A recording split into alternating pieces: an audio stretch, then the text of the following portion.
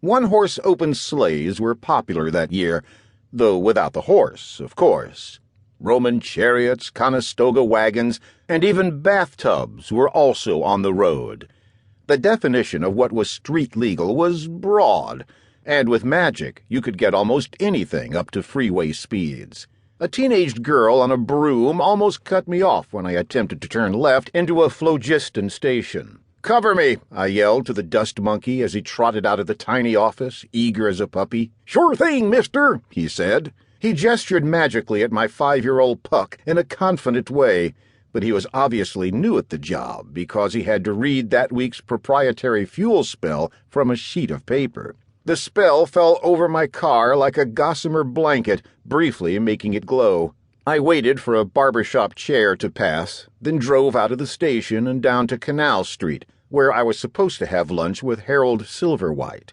He was an expert on magic who lived in one of the cottages that lined what remained of the Venice canals. The city had cleaned up the canals, and gentrification had set in. Like most of the other houses in the area, it was small and neat and painted in bright candy colors.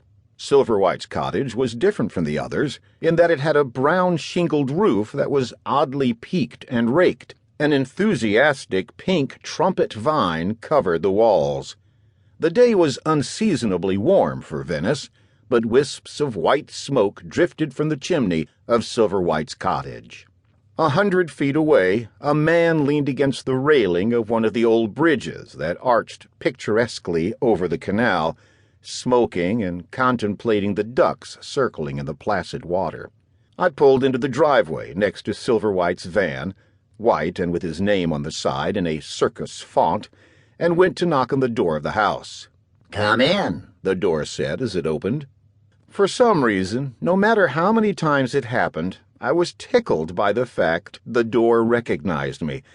It was like being loved by a dog everyone else thought was vicious.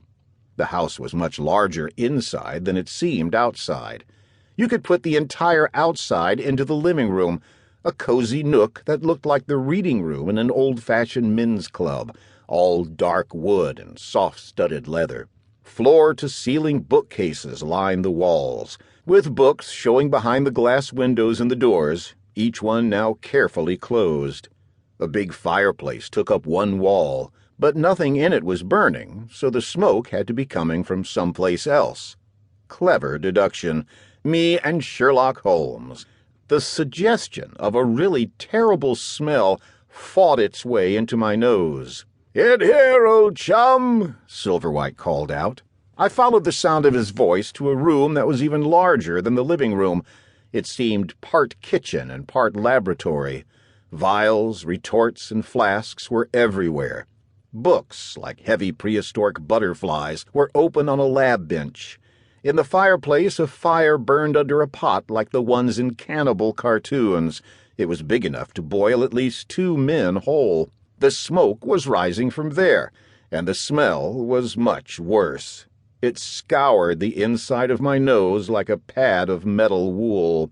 "Can't you open a window?" I asked.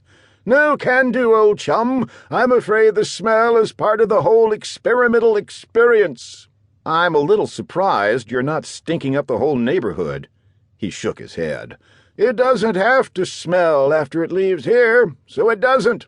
I stared at him for a moment, as if he were a wonder I'd paid to see. I'm sure I ought to understand that. "No need, old chum, no need." I grumbled and tried to ignore the smell as I crossed the room to where Silverwhite was sitting on a stool before a scrying ball the size of a beach ball, studying thaumaturgical formulae. He was a thin gentleman wearing a long lab coat buttoned almost to his chin.